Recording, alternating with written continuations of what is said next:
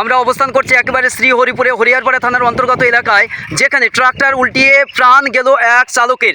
জানাচ্ছেন যে তিনি মালিক ছিলেন। আপনারা দেখেছিলেন এর আগে হরিয়ারপাড়া থানার অন্তর্গত এলাকায় যিনি ড্রাইভার ছিলেন তিনি জীবিত ছিলেন, কিন্তু মালিক মারা গিয়েছিল। কিন্তু এখানে এমন একটি দুর্ঘটনা ঘটেছে যেখানে প্রাণনাশক ঘটনা ঘটেছে। এই যে দেখতে পাচ্ছি আমরা যে জায়গাটা অবস্থান করছি সেই জায়গাটা দেখাবো, কিভাবে প্রাণনাশক ঘটেছিল সেটাও আপনাদেরকে দেখাবো। যে এইভাবে এই জায়গায় অবস্থান করছিল ট্রাক্টর উল্টিয়ে, চারটি চাকাই ছিল উপরের দিকে আর তিনি ছিলেন তলায়। এই যে দেখতে পাচ্ছি কোনো মোবাইল পড়ে রয়েছে এবং গাড়ির তেল যেগুলো সেইগুলো এখানে পড়ে রয়েছে। আমরা দেখতে পাচ্ছি এখনও এখানে দেখতে পাচ্ছি সেই তেল রয়েছে, আপনাদেরকে দেখাচ্ছি সরাসরি রিপোর্টার প্রেসের মাধ্যমে।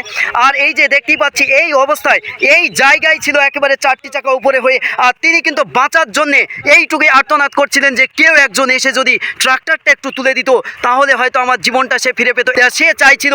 কিন্তু তিনি দেখতেও পেয়েছিল রাস্তায় যে যাচ্ছিল, সে হয়তো দেখেছিল তাকে বলছিল যে ভাই আমি অমুক, যে আমি রবি, এই রকম আমাকে একটু বাঁচা, যে আমি কোনো রকম বাঁচতে চাই। তিনি ট্রাক্টর না তুলতে পারেই অন্য কারোর সঙ্গে তার সাহায্য নিতে হয়েছিল। আমরা জানাবেন এই যে দুর্ঘটনা ঘটলো, তিনি কি একা উদ্ধার হতে পেরেছিল? না না, একা হতে পারে। কে উদ্ধার করেছিল? ওই একটা কি নাম ছিল, নারদ বলবেন। ওনার নাম হচ্ছে নারায়ণ মণ্ডল। হ্যাঁ। বাড়ি আপনার কোরমাহেশ্বরায় বাড়ি। উনি আপনার দোকান বন্ধ করে বাড়ি যেতেছিল, তখন মানে দেখেছে দুর্ঘটনায়। তখন মানে বলছে যে ভাই তুই কে? তো ও বলেছে যে আমি রবি বলছি, আমাকে ভাই বাঁচা। ও যথেষ্ট চেষ্টা করেছিল নিজেকে বাঁচানোর জন্যে।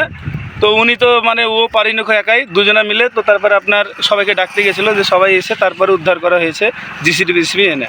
কিন্তু তারপরে কি তিনি বেঁচে ছিলেন? না, তারপরে বেঁচেছিলেন, মারা গেছিল। আমরা জানছি যে জিসিবি নিয়ে এসে তাকে উদ্ধার করা হয় এবং উদ্ধার করার পরে কিছুক্ষণ পরেই হয়তো তিনি মারা যান। তিনি আর প্রাণে ফিরেন না। দেখতে পাচ্ছেন সরাসরি রিপোর্টার প্রেসের মাধ্যমে একেবারে হরিয়ারপাড়া থানার অন্তর্গত শ্রীহরিপুর গ্রাম থেকে তথ্যগুলো তুলে ধরলাম। ধন্যবাদ।